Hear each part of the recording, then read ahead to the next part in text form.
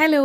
അപ്പോൾ ഇന്ന് ഞാൻ വന്നിരിക്കുന്നത് മുട്ടുവേദന മാറാനുള്ള സിമ്പിളായിട്ട് നമുക്ക് ചെയ്യാൻ പറ്റുന്ന 3 ടിപ്സാണ് കേട്ടോ.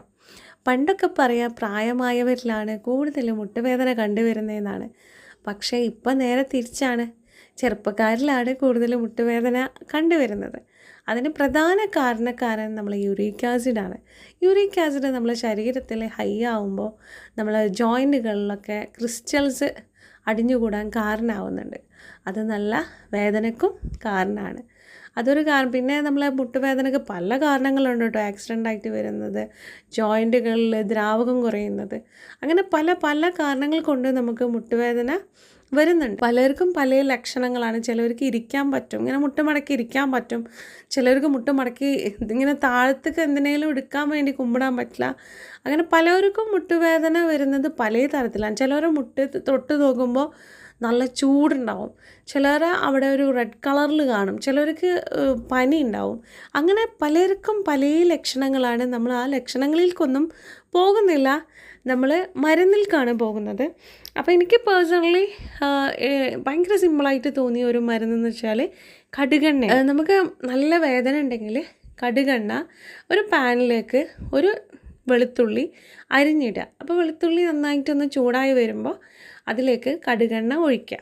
എന്നിട്ട് കടുകെണ്ണ ഒന്ന് ചൂടാവുമ്പോൾ ഫ്ലെയിം ഓഫ് ചെയ്തതിന് ശേഷം അത് ചൂടാറിയതിന് ശേഷം നമുക്ക് മുട്ടുവേദന ഉള്ളിടത്ത് നന്നായിട്ടൊന്ന് പുരട്ടി കൊടുക്കുക. കുറച്ച് നമ്മൾ വെയിറ്റ് ചെയ്യുക. അതിന് ശേഷം ചൂടുള്ള വെള്ളം കൊണ്ടൊന്ന് ഒപ്പിയെടുക്കുക. എന്ന് വെച്ചാൽ ഇങ്ങനെ ചൂട് പിടിക്കുന്ന പോലെ ഒരു തുണിയൊക്കെ വെച്ചിട്ടൊന്ന് ഇങ്ങനെ ഒഴിഞ്ഞ് ഇറക്കുക. അത് ഭയങ്കര റിസൾട്ട് കിട്ടുന്ന ഒരു കാര്യമാണ് കേട്ടോ. രണ്ടാമത്തേതെന്ന് വെച്ചാൽ രണ്ടാമത്തെ ടിപ്പ് എന്ന് പറയുന്നത് നാരങ്ങ വെള്ളമാണ്. നമ്മളെ നാരങ്ങയിൽ സിട്രിക് ആസിഡ് ഉള്ളതിനാൽ യൂറിക് ആസിഡിൻ്റെ ക്രിസ്റ്റൽസിനെ ഇല്ലാതാക്കാൻ നന്നായിട്ട് ഹെൽപ്പ് ചെയ്യുന്നുണ്ട്.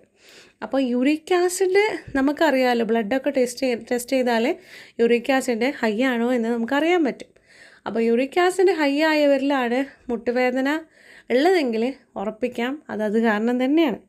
അപ്പോൾ അങ്ങനെ യൂറിക് ആസിഡിൻ്റെ പ്രശ്നമുള്ളവരെ നിർബന്ധമായിട്ട് ചെയ്യേണ്ട ഒരു കാര്യമാണ് നമ്മൾ ദിവസത്തിൽ 3 നേരം നാരങ്ങ വെള്ളം കുടിക്കുക എന്നുള്ളതാണ്.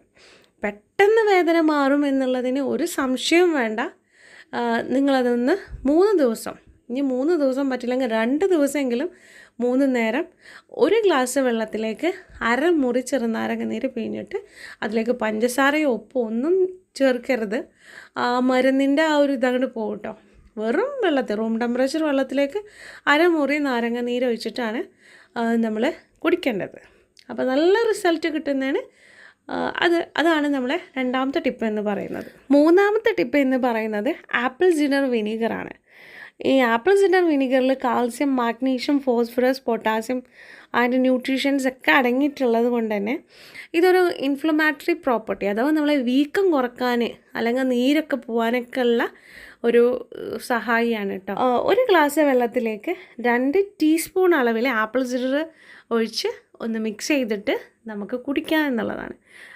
പുളിപ്പ് ഓവറാണ് നിങ്ങൾക്ക് പറ്റുന്നില്ലെങ്കിൽ 1 ടീസ്പൂണ് നല്ല തേൻ ഒഴിച്ചിട്ടും നമുക്ക് കുടിക്കാം. ഇത് 1 നേരം ചെയ്താൽ മതി, ഓവറാക്കരുത്. ഈ വേദനയുള്ള ഭാഗത്ത് നമ്മൾ 1 ടീസ്പൂൺ ആപ്പിൾ സിഡറിലേക്ക് 2 ടീസ്പൂണ് നമ്മളെ വെളിച്ചെണ്ണ ഒഴിച്ച് മിക്സ് ചെയ്തിട്ട് അത് പുരട്ടി കൊടുക്കുന്നത് വേദന മാറാൻ നല്ലതാണ് കേട്ടോ. അപ്പോൾ ആപ്പിൾ സിഡർ ഉള്ളിലേക്ക് ചെല്ലുന്നതും അതുപോലെ പുരട്ടി കൊടുക്കുന്നതും നല്ല റിസൾട്ട് കിട്ടുന്ന ഒരു കാര്യമാണ്. യൂറിക് ആസിഡിൻ്റെ പ്രശ്നമുള്ളവർ മസ്റ്റായിട്ട് ട്രൈ ചെയ്യേണ്ട ഒരു സംഭവമാണ് കേട്ടോ. അപ്പോൾ ഇത്രയൊക്കെ ചെയ്താൽ തന്നെ നമ്മളെ മുട്ടുവേദന നന്നായി മാറുന്നതാണ് കേട്ടോ. അപ്പോൾ നിങ്ങൾ എന്തായാലും ഇതൊന്ന് ട്രൈ ചെയ്ത് നോക്കാം. അതുപോലെ നമ്മളെ ശരീരത്തിൽ വിറ്റാമിൻ ഡി കുറവായി കഴിഞ്ഞാൽ നമുക്കിതുപോലെ വേദനകളൊക്കെ അനുഭവപ്പെടും കേട്ടോ. അതുകൊണ്ട് നിങ്ങൾ വിറ്റാമിൻ ഡി ടെസ്റ്റ് ചെയ്യുന്നത് നല്ലതാണ് കേട്ടോ. അപ്പോൾ ഇന്നത്തെ വീഡിയോ ഇത്രയേ ഉള്ളൂ. അപ്പോൾ ഇതിൽ ഏതെങ്കിലും ഒന്ന് അപ്ലൈ ചെയ്യാനും അതുപോലെ നമ്മൾ കുടിക്കാനും ശ്രദ്ധിക്കണം.